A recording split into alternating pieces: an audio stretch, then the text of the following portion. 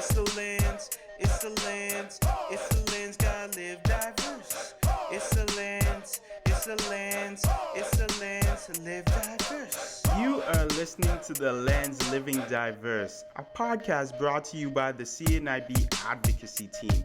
Join Neisha, Vivi, and I as we speak to individuals with intersecting identities who live with sight loss as they share their unique stories. Welcome, everyone, to another episode of The Lens Living Diverse. I'm your host for today's episode. I'm Neisha, and we're going to have a wonderful conversation today. Tell me if this sounds familiar. You should probably wear some makeup. You will look more like a female or more like a lady if you do. Put on some high heels instead of flats. You'll be more attractive. Or, I don't think you should walk with your cane. More men will approach you if you put it away.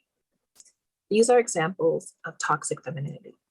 And today I'm having a wonderful conversation with two amazing, talented, educated, smart young ladies, Vivi and Keya. Hi, ladies. How are you today? Great, and thank you for that wonderful introduction. I feel special. This is Keya speaking. This is Hi, Vivi. Hi, Neisha. Hi, Keya. Yes, thank you. That was very warm and complimentary. And I feel loved and accepted also. Wonderful. Well, you both definitely are by me and by Ben. If he was here, he would definitely say the same. That's true. So the lovely voices you hear with me today are Keya and Vivi, and today we'll be having a conversation about toxic femininity. Before we dive into things, I would like for you both to give a brief introduction of yourself. I know Vivi, our listeners have heard you before, but Keya is new to the podcast family, to the Living Diverse family. So I'll start with you, Keya. Why don't you introduce yourself to the Lens family? Well, thank you for having me. My name is Keya Osborne. I identify as a Black woman with sight loss, and my background is I'm Canadian born in Montreal. Don't speak French anymore, unfortunately. And my cultural background, both my parents are from the wonderful island of Trinidad and Tobago, so I carry my culture and my love of culture on my sleeve. If anyone knows me, I'm like the Trinidad poster girl. And, I work for CNIB, part of a wonderful community of friends from the sight loss community and Black community. And I could go on, but I really want Vivi to introduce herself as well. Thanks, Keya. I'm Vivi. I identify as a mixed race woman with sight loss. My ancestry is Trinidadian and Guyanese. So one of my parents is from Trinidad, one of my parents is from Guyana. So I am created as both Black and Indo-Caribbean or South Asian, however you want to phrase it. I hail from Manitoba. I'm a proud little prairie flower, and I also work for CNIB. Thank you both for those wonderful introductions. So now we're going to dive into our first question. So, Keya, I'll start with you. When you hear toxic femininity, what is the first thing that comes to mind, or how would you define it?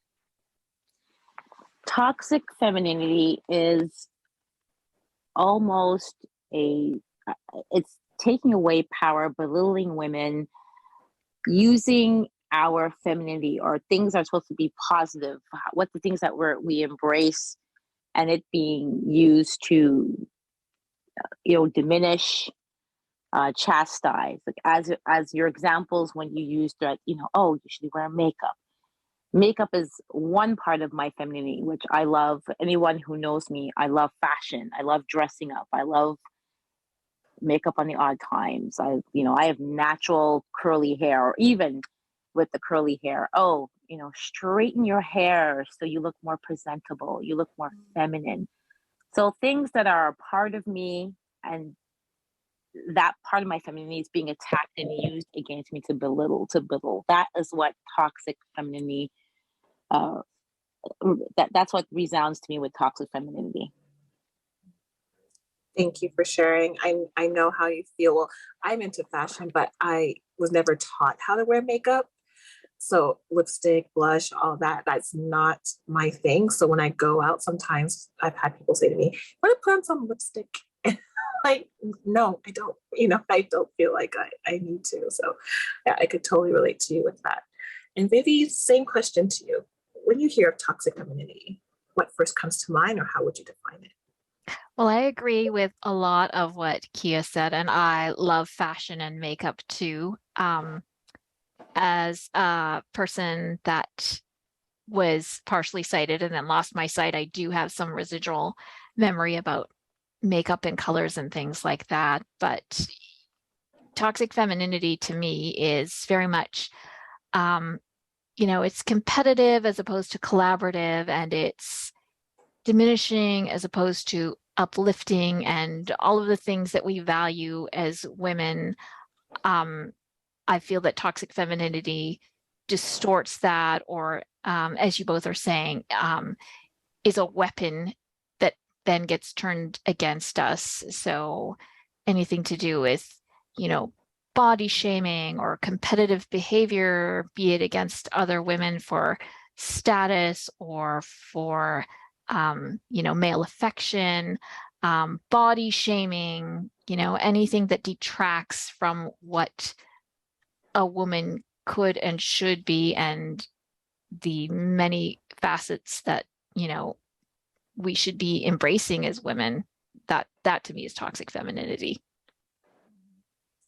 It's interesting that you say that, because the way the media and society portrays women, majority of the time, is that we're this helpless creatures, that we're very dainty, and we need men to protect and save us, and they're the head of the family, and so on and so forth. They're very much in control of the situation. But with media's portrayal of femininity, how do you feel it's seen in the Black community? Do you see a contrast in the way society portrays us, but then what we experience in the Black community as women? It's Keya speaking. So how we're portrayed in media, there's this, and I'm going to speak from, I'm a dark-skinned Black woman, proud of it. And when it comes to being a dark-skinned Black woman, and media, we are always seen as, as masculine. They have our features are hard, we're masculine, or we're strong, we're the strong Black woman. You look at beautiful women like Leslie Jones, who's dark skinned, she's more, she portrayed, or she has short hair, strong features, she's always portrayed as masculine. She's insulted for that. Serena Williams, another beautiful Black woman, strong, built like a goddess. Because she has muscle, they degrade her and berate her for that, and she's she's insulted, being portrayed as, oh, you're masculine. And all of those traits, having strong features, or strong cheekbones, musculature, those are all feminine qualities. But for Black women, if we have those qualities, we're masculine, we're hard, we're aggressive. We're not portrayed as soft. We're not portrayed as, the ultimate in femininity. Even though our features are appropriated by white women or every other culture, where they covered our full lips. They covered our, well, I won't say the ASS, but our posterior. Our posteriors. And that's because it's these same features we have naturally. These are our God-given features. We have thicker hips and legs. I mean, Black bodies by physiology, we're denser when it comes to muscle. But as for women, we're masculine, for Black women. But on another woman, a white woman, or any other ethnicity, it's seen as, oh, you're curvy, you're beautiful, you're statuesque. So we are not getting the same light and love when it comes to the standard of beauty, when we are the creators of the standard of beauty. Yep. They like to take from us. It feels like all the time. And let me not get into another, before I didn't want to, I don't want to forget this point. Also, the portrayal of beauty, where if you're mixed race, no offense to Vivi, because Vivi, you're a beautiful Black woman, but because if you're lighter skinned, or you're what's the term they use, culturally ambiguous. Love that term. Just it annoys me to no end. So you're basically erasing Blackness. That is your way of portraying, or you're erasing Blackness because you don't, or society or media doesn't perceive us as beautiful. The closer you are to the lighter spectrum, the looser the curl, the thinner the lips, the higher the cheekbones, even though high cheekbones are in every culture, that is the standard of beauty, and we're the lowest on the totem pole. I appreciate what you're saying, Keya. And what's interesting is when you mentioned, Serena Williams, and how, her physique is seen as masculine. If any other race were to have a woman like that, it would be seen as unique, and she is different, and that is desired. So yes. What about you, Vivi? What are your thoughts? Yes, I couldn't agree more with everything Keya is saying. I think the trope of the strong Black woman, for better or for worse, is very much alive, very much prevalent, very much something that we have to be conscious of, because the media does control and portray that narrative. And I do agree that, when a Black woman is portrayed as standing up for herself, or just being assertive to claim her rights, claim her authority, that is seen as negative, and she's aggressive. Whereas maybe a woman from another race, that would be lauded and praised for, she's strong, she's forthright, she's confident.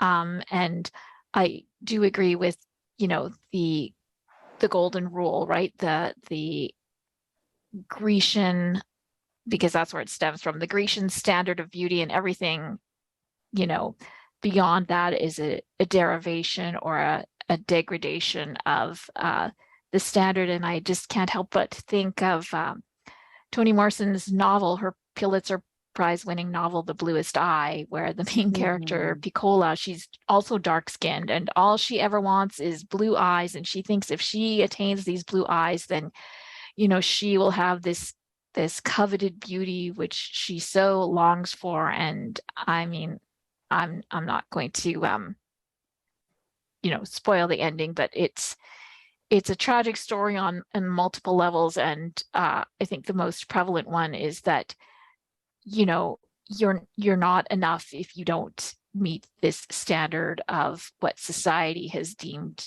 beautiful and important and valuable. And you're so right that all of these things that are valued in Black culture get appropriated, and when they are placed on the white body, it's something to be acknowledged or aspired to. But in its own origin, for some strange reason, then it becomes denigrated or degraded. For example, I can think of a story where two people I knew, one is Black, one is white, they went on vacation together, and they both tanned, and one of them, the one was white, everybody was like, oh, you're so beautiful, you're so golden, you're so, you've got such a great tan. And the other one was like, oh, you got really dark, didn't you? And they went to the same place on vacation, they both tanned. So why is, the complexion, when it's placed onto the white body, a thing of beauty, but if it's the Black body, it's a thing to be conscious of, or maybe even ashamed of? That is a very deep question. Not that we need to answer it. I'm just posing it to the universe. Yeah. And that would be another podcast. Well, I'm just, tossing them out there for future episodes. But that novel you mentioned, Vivi, The Blue Eye by Toni Morrison. Is that what it's called? Yeah. Yes, The Bluest Eye. Yes. Bluest Eyes. Bluest Eyes. Fantastic novel. Yes. Fantastic. So we talked about the physical traits, but I know for myself, I've always heard that as a Black woman, you have to be strong. Don't depend on, being West Indian myself, don't depend on no man to, to pay your bills, to take care of you, to whatever. Just don't depend on anyone. Just depend on yourself. And then there's that balancing act where, I've had men say to me, oh, you need to be more feminine and let me lead. Stop trying to take control. Let me be in charge. Let me lead the situation. But for so long, I've been told to, be independent, do my own thing, not have to worry for nothing, get my education, and speak my mind and strive for a career, strive for all these things. But then when you look at my counterparts in different racialized groups, it's kind of like, I don't know, because I've never grown up in their households or in their neighborhoods, but it feels like they have found a balance when it comes to juggling the femininity with the independence and these traits that Black women that we are aggressive, and that we don't know when to keep quiet or when to know our place, quote unquote, in the world. I'll say in the world in general, whether it be in relationships, friendships, workplace, etc. What are your thoughts about this? Like, do you have any opinion about this when it comes to the characteristics of Black females when it comes to toxic femininity? Vivi, I'll start with you. I'm just thinking about, in relationship to what you're saying about, being in romantic relationships and kind of having men say, you have to, in a sense, let me be the man. And I think that stems from, an equal complication in that, if we as Black women are expected to define ourselves in relation to white femininity, I think Black men, racialized men too, have the same challenge in that they are always, or maybe expected to define themselves in opposition to white masculinity. So they are always, I think, in a sense, trying to demonstrate, their capability as men. So I think that's where that concern or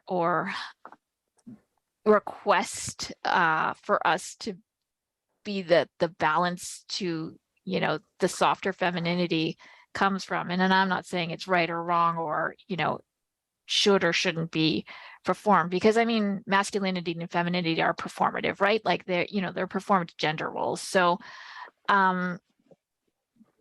but I do feel that that's probably more of an issue in the racialized community because of, the overwhelming presence of the dominant culture and those expectations and how they are internalized for both men and women to either achieve a parallel sense of masculinity or femininity, or in some way compensate or excel or exceed to what the dominant culture has. And I mean that like within your own culture being seen as recognized as excelling or achieving or exceeding, certain expectations in relation to the dominant culture.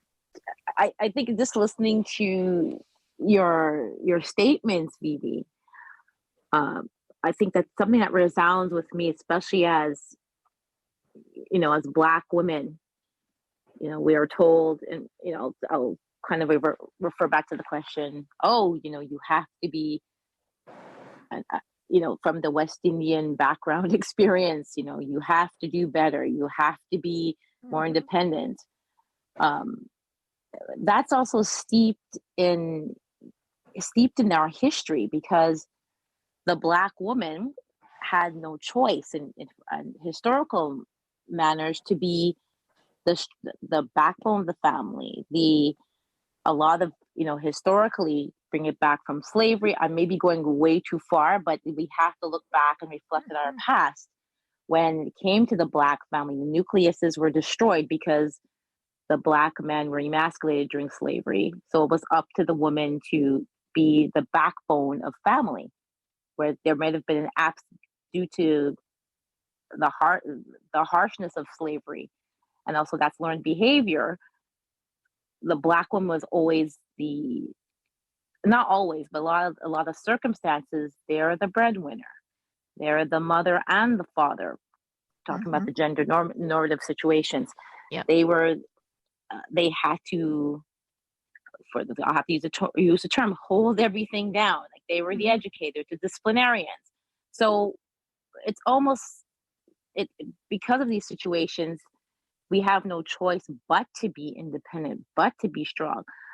But that's not negating the fact that we're still, Black women, we still have feelings, we still hurt, we still cry, we still go through all the emotions as like every other woman, racialized woman or other races. But because of our, those circumstances, we're perceived out of those situations, those lived experiences, and then lived experiences are learned experiences that we are forced. It's almost like we're within our society or within our culture. It's a learned behavior. We're forced to be independent. We're forced to be, I don't want to use the term aggressive, assertive. Assertive, yeah. Assertive, because that's what it really is. And there's nothing wrong with being assertive and strong and confident and independent. It's not saying that we do not need anyone. We definitely do need a partner or someone to add to our lives, to lead, for the tradition, that traditional, you want someone to lead, but if that someone's not there, you're forced to rely on your own devices. So that's where I think there is positivity in these things, in these learned experiences, but how do we move forward and dismantle these the tropes or the I don't want to again the misconceptions of our confidence and our assertiveness and independence. How do we dismantle that so you see what these things are, that they are feminine, that these are all qualities you need to move through life, just as our white females or other racialized counterparts. Yeah. And I just wanted to add something, Keya, too, because I think there's an intersectionality here. I know, like, just in my own family experience with the whole, you need to be independent and don't rely on anyone, and you need to be capable and be able to do things for yourself. Like, that was very much impressed upon me as a person with sight loss, because, yes, my mom was very much aware that she didn't want me to have to rely on anybody. She wanted me to be able to, get my education and, follow a career path and, quote unquote, be able to take care of myself. And so that I wouldn't have to be, quote unquote, dependent on another person or family member. And of course, a partner is always nice to have, but to be, a whole person in and of myself, to know that I could be self-reliant, and that didn't come from, being partnered with somebody else, that there would not be a situation of codependency, right? That I would be capable to do the things I wanted to do myself, if I chose. Exactly. And I love that you brought up that point, because as I was speaking from, I guess that's the cultural, the West Indian, Mhm. I'll speak from the West Indian perspective with, as Neisha was talking about, you must be independent, you must be this, Mhm. and then how we're perceived. Mhm. All of those things are positive because as a person with disability, and especially as a woman, and racialized, so it's a triple whammy for us. Yeah. We Yeah. need, Mhm. we have to outperform. We Yes. have to be independent because yes, even if we have a partner, Yeah. someone in our life, you still want to have that sense of independence because it feeds your confidence, it feeds your self actualization, it feeds your accomplishments that I can do this with someone adding to my life. I can do this Yes. on my own. I can do this living with my parents. I can do this living independently. It having independence as a Black woman with sight loss, it's important, and it's something that um, we shouldn't have to minimize because it doesn't make us less feminine and soft. That should be something that should be celebrated. So has toxic femininity had any impact in your daily life as it pertains to your sight loss based on what you both have been talking about so far? Vivi, I'll start with you. Well, when I first got a guide dog, I was, very much doing things with one family member in particular who I was close to. So we spent a lot of time together and we'd do social things and go places and things like that. And, one day she said to me, I just think you should leave the dog at home because like she takes attention away from us. And I was like, that's weird. I was like, and I didn't know how to process that. And I still, this is years ago, and I still kind of don't know how to process it. And I mean, in her defense, she's not really dog people, so that could have been a part of it. But I mean, uh, the dog is so much a part of me and who I am, and enhanced my confidence moving through the world. So, to have someone say, I think you should leave the dog at home, like it felt that, I was sort of being asked to negate, or as Keya referred to earlier, kind of erase a part of myself. So that's one example I can draw on. Well, did that family member mean like when they said that people were paying attention more to the dog? Was she saying like people were not? How do I say? Like I don't get what she meant by that. Like I kind of get it, but she's talking about Yeah. attraction, Well, I or think so. Yeah, I think she was implying that, yeah, people were more into the dog than into us, or into talking to her or us or whatever. Same person. There's another incident where, again, we used to go around a lot to like, restaurants on occasion. So, there was one time in particular where she told me, like I wasn't with her, but she had said, oh, the security guard had approached her and was like speaking to her and was like saying something to the effect of, oh, it's so nice that you take your little sister around with you. Oh. And I'm like, like I'm not the token blind girl that you need to, take out for an airing. Like I thought we were spending time together because you like spending time with me. And I mean, and she does, and she did, but when I heard that comment, like it totally like, it made me feel small, like that I was, this person that she was doing a good deed for, or towards, or that's how it was perceived. You didn't know, like, there's only between 12 and 2 when the blind people are allowed to come out, and they put you back in the box. Yeah, I didn't get that memo. Get the memo. Yeah. It's kind of like it made me feel like, back in Italy, I don't know if you guys know this, like, so apparently we may have to do some deep dive historical research on this, but apparently women used to carry around monkeys with them so that they would look more attractive, alongside them. So So that's Wow. kind of what it made me feel like, that I was this, Wow. you know, yeah. So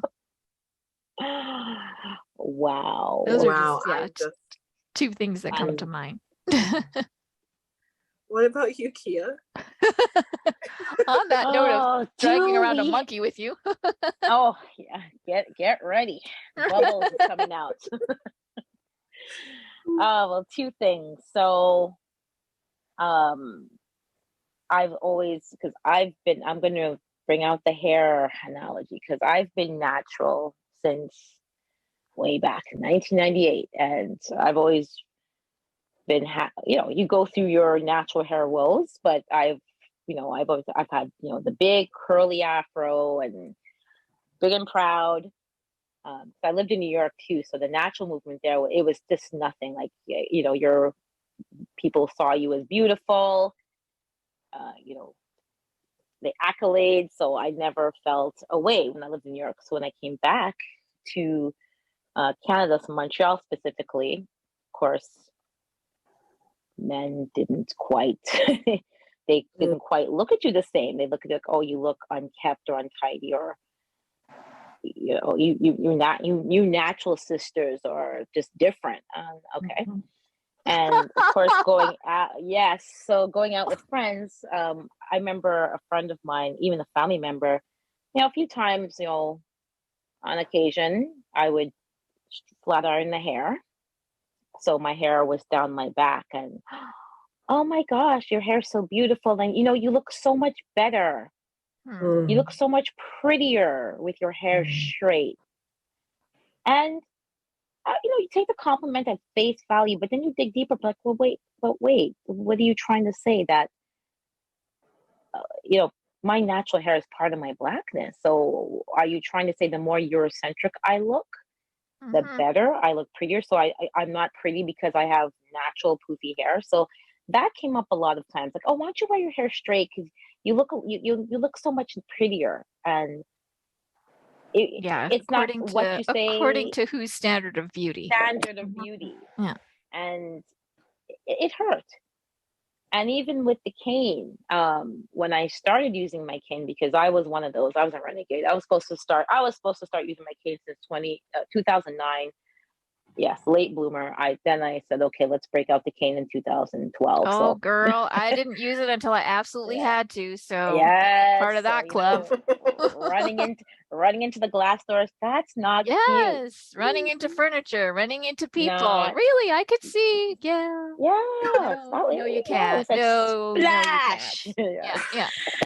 So even with the cane, I would go out with, you go out with friends, like, oh, you know what, you don't have to bring your cane. Like, oh, we have you, we got you. Even up to, one of my good friends, he's like, oh, oh, well, you're with me now, so you can collapse your cane. And I used to do it, but then one time I said, well, why? I mean, I appreciate you guiding me, but are you ashamed of me Mhm. walking with my cane? It's like, oh, no, I don't mind guiding you. But the more you hear it from different individuals, you start thinking, well, what are you implying? That it's minimizing my beauty or my attractiveness, my confidence without it. And even going in certain spaces, it's like, oh, maybe have you tried not, maybe in certain spaces I don't, depending social spaces, I may not use it because it's not conducive to using a cane. You're just going to get knocked down regardless. Mhm. But and I remember that, I've had conversations with friends, and when men see you, they think, and here's the other thing with, the toxic femininity, or even with disability, they look at you with pity. And why don't you look at me with empowerment? Because it's just an extension of myself. It doesn't detract from the way I speak, the way I talk, the way I walk, how well I dress myself, and even dressing myself. I've had people ask me, wow, who dresses you? You look really great. And these are women. And I just have to say, I dress myself. But, FYI, newsflash, sight loss doesn't mean death to fashion. I have a plethora of friends who dress beautifully using, whether you use your technology, but that's part of my femininity, to express myself. And they think because I have sight loss, that's another negative attribute that detracts from my femininity. Well, did they mean like who physically dresses you or who helps you pick up? Yes. Oh, because I've had that question too. And like, I interpret it as like, well, I have a pretty committee. So like, I have friends and family who I trust who, help me shop. So, but if it's like who physically dresses you, then I think, what, actually, I think it might be in the context of what you're saying. So I love that term, pretty committee, because regardless, everyone has a pretty committee, started or not, but we Yeah. are still capable. Let's say the pretty committee's on vacation. Right. You're still capable of dressing yourself and putting yourself together in a beautiful way and in an expressive way. But people, and even when I'm with sighted friends, they're like, wow, like they can't stop staring at you. I'm like, because why? Because I know how to match my fabrics, match my colors. Yeah, because I know what, what I like, what looks good on me. Like I remember by texture, by touch, what my clothes are. Yeah, and those are abilities we have. Mm-hmm. Ta-da! Or they're also thinking, wow, she is pretty for a girl who is blind or has sight loss. Or yeah, or she's stylish, or she's stylish for a girl who can't see. Yeah. Don't get me started. That's another show. Get started. Listen, it's just, oh, thank goodness this is a safe space, because that stereotype of what blindness is supposed to be. Do not put a blind woman of beauty and intelligence and brilliance in a box. Let's dismantle what you think blindness is, because Vivi, myself, Neisha, Ben, the honorary female, all of us, that's right. We all conduct ourselves with grace, with confidence. We're, again, you're capable, and we are the epitome. Okay, maybe not so much Ben, because Ben is, we got to talk about the women. Yes. On this podcast right here, we're the epitome of beauty and grace, and we need to be appreciated for it. And blindness is beautiful, and it's part of being it enhances our femininity in ways that an able-bodied a white able-bodied woman or whoever, society, media, cannot comprehend. I think for myself, I'm tired of hearing, like, along the lines of what you're saying, Key, when it comes to your cane. I hear, oh, if you went out without your cane, more men would approach you. I think men are attracted to you, they see you, they want to say something, but when they see the cane, they get turned off. And my response to that would be, then why would I want to be with someone like that? Like, amen. So, and the way society is right now, people aren't approaching anyway, so they can't use that excuse of no, they're not. Because they're so engrossed and enamored with their phones and technology. Yeah. That is what's happening. So the old-fashioned approaching, or nature, men are the hunters, women are, men are the chasers, the pursuers, we are the pursuees. That is out. That has been dismantled. It's not the way society works. Maybe there's 1 in 100 chance, but that's not the way society is right now. Well, social media and your phone is where it's at. So you, regardless of having your cane or not, and back to your point, Vivi, if they don't approach, if that's going to prevent them from approaching you, you don't want them in your life. But there are those, they'll see the cane, but they see you. Mm-hmm. That's who you want. That's who you want. And it happens where they see, oh, look at that beautiful woman. I want to approach her. Oh, she has a cane. Okay. Who happens to be blind, or who happens to have a guide dog. Who happens? Oh, yes, a guide dog. Yeah, we can't just exclude that the guide dogs, and they see you, and that's what you want, and your essence, and what you're exuding, your confidence, your beauty, your inner beauty, your outer beauty. You're all all of those things that they're going to see. Because No it does pun happen. intended, I to mean, see. like we know people in the sight loss community who are blind and married and have children. So, Yep. I mean, Yes. this is a thing that occurs. So it's not the exception to the rule, right? So And it's not just with other blind people. They have sighted wives or husbands or yeah, absolutely. Ex- Yeah, yeah. absolutely. So my last question for our discussion today is, what are some of the things we can do to combat toxic femininity? Oh, I'll start with Keya. okay. One thing is, do not compromise who you are. If you are, Yes. don't compromise.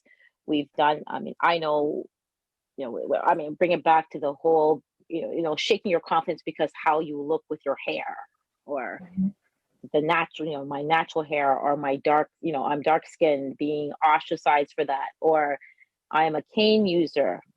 My cane annoys me, but I'm a proud cane user. That's right. Proud cane. I'm going to decorate it. I used to do that. I'm going to decorate my cane, but don't compromise who you are, how you feel about yourself. Don't compromise your confidence, your independence, how you move along this world, because people will, regardless of it's a partner or friends, colleagues, they'll respect you. You have to stand firm in who you are, and it's so important, because there's too many damaging things when it comes to media and how we're being attacked and portrayed as Black and mixed women, and also with disabilities. There's too many negative influences out there, and we have to really see past those things to really hold on to your resilience and be proud of your dark skin, be proud of your, Vivi has the long dark hair, and your olive complexion, your sun-kissed, and yes, Vivi, you have sun-kissed complexion. I'll own it. I'll take it. Own it. I'll take it. Your curls, your curves. Black women, we are so beautiful. And remember your power. Remember your worth, because everyone looks to us when it comes to fashion, for beauty, for skin, for features, for body parts, posteriors, as I mentioned before. But take from your strength from your upbringing, which I say it again, I love my upbringing, and my West Indian values shape my life. Living in my North American experiences, all of these things, like all attributes of yourself, really be proud, really find strength and confidence in it all. That was beautiful. It Thank you was very much. That was beautiful. Thank you. I'm going to very cry eloquently. Oh, don't cry. That's my job. All right, we're all going to cry. We're all gonna cry. You know what? It's true. We're all going to cry. And it's true that, and having the opportunity to really sit here and resonate and speaking with, my beautiful sisters on this podcast, it's, I'm saying it, and I'm even getting the strength from both of you. That's my own words. I'm getting inspiration from both of you, from what this discussion has meant. And I'm really happy that we've forayed the world of toxic femininity and trying to find, some positivity and balance out of it. I totally agree. I've learned that my comfort in myself, inside and out, helps me exude confidence to the world. Like, once I am comfortable with the fact that I don't want to wear makeup, and I am, and I love my flats, and I wear things that make me feel safe and that still bring out my personality, to those who are looking at me, they see a confident, strong Black woman. And just like what you were saying, Keya, when it comes to growing up, I was always told you have to, because you are a dark-skinned Black woman, you have to be stronger, you have to be braver, you have to be 10 steps ahead of everyone else. And even if you're you always have to try really, really hard. You have to work harder than the next person because as a dark skinned Black woman with sight loss, according to society, I have all these things working against me. And yes, that's hard to hear. And yes, that's, it probably shouldn't be that way. But I think growing up hearing that and my family and my mom in particular instilling that into me has helped me get through the toughest times of my life, which was dealing with sight loss. If it wasn't for those words, I wouldn't have pushed myself to use JAWS and use do O&M. I know both of you didn't use your canes at first. I was using my cane by the first or second month. I was like, give me that cane. I don't want to pee. I don't want to pee inside. I want to get out there because for the longest time I was told you have to be brave, you have to be strong, you have to be independent. And I think that was the driving force in me wanting to just embrace my sight loss. Yes, it was scary, it was hard, but I still managed to find a way to embrace it, and which has helped me combat these toxic traits we were been talking about in femininity. So I'll stop with my rant and go over to you, Vivi. What are your thoughts on ways we can combat toxic femininity? Well, I'm just going to add to what you two said and say, embrace your authentic self. So learn who you are and love that and be comfortable and confident with that.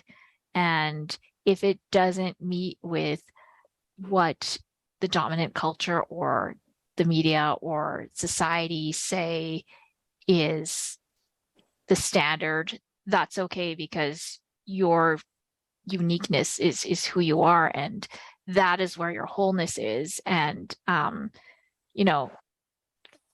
for example, like I'm now a person with sight loss. I wore glasses for most of my life because I was a person who was partially sighted. I still wear glasses. Why? Because they've been a part of me since I was 2 years old, and they're still a part of me. I don't feel like I'm, put together without my glasses. So now they're accessory, they're fashion more than function, but they are still me. And if people ask me, I'm prepared to answer because, I've had people say, well, people are going to think you see if you wear glasses. Well, that's fine. If they want to ask me, I'm happy to answer. And I mean, that could probably be perceived as another form of toxic femininity, because like if you're blind, you shouldn't be wearing glasses, or you should be wearing the dark ones. Well, whatever. No, I'm doing me. This is how I'm comfortable. And when we hear those comments that are toxic, if we're comfortable and we feel safe enough, and this is something, I mean, I work on, and I still am working on, and in some respects still have to get comfortable with, I want to be courageous enough to be able to pose that question back to that person. So, what are you trying to say when you're saying this to me? What are you wanting me to glean from your comment? Like, are you trying to be supportive? Because what you're saying really isn't supportive. So what is your intent by, saying these things to me? How are you thinking that I should be, accepting this? And again, that's a journey, because you have to be comfortable and safe and, secure in posing those questions. But I'd like for us to be able to feel that we're at a place at times to do that, to identify and kind of deconstruct what is being projected onto us. Thank you, Vivi and Keya. Wonderful, wonderful conversation. Before I sign off, are there any parting words, resources, or anything you would like to share with listeners before we go today? Well, as a shout out, as we were talking, I'll just, mention again, Toni Morrison's The Bluest Eye, which is a great book, kind of touching on many aspects of what we were talking today. And then there's another book that I thought of called Survival of the Prettiest by Nancy Etkoff. And she goes into kind of an academic study of the standards of beauty throughout history and how, the epitome of beauty became to be known as what we recognize it as today in contemporary culture. And then there's a picture book, which may not be, I'm aware, accessible for everybody, but and I forget the author, but it's called Don't Touch My Hair. And it's about a little Black girl Yes. who she encounters all of these people in all of these different environments who want to touch her hair, and kind of, discusses like how her hair grows up like a sunflower and points to the sun. It's not long and flowy, and so she journeys through all of these different places trying to get away from people who want to touch her hair, outer space and underwater with a mermaid. And it's kind of a really fun book exploring that topic in a creative way. Awesome. I'll definitely include those in the show notes for today's episode for anyone who wants to take a peek at those resources. Thank you, Vivi. All right. With that said, I want to thank everyone for tuning into today's episode of The Lens Living Diverse. If you enjoyed today's episode and you want to listen to more, please feel free to subscribe on all streaming platforms is where you could find The Lens. And if you want to learn more about diversity and inclusion from the sight loss community perspective, please visit the CNIB advocacy homepage. The link to the homepage will be in the show notes as well. I want to thank you once again for listening to The Lens Living Diverse. I'm your host, Neisha. Until next time, bye everyone.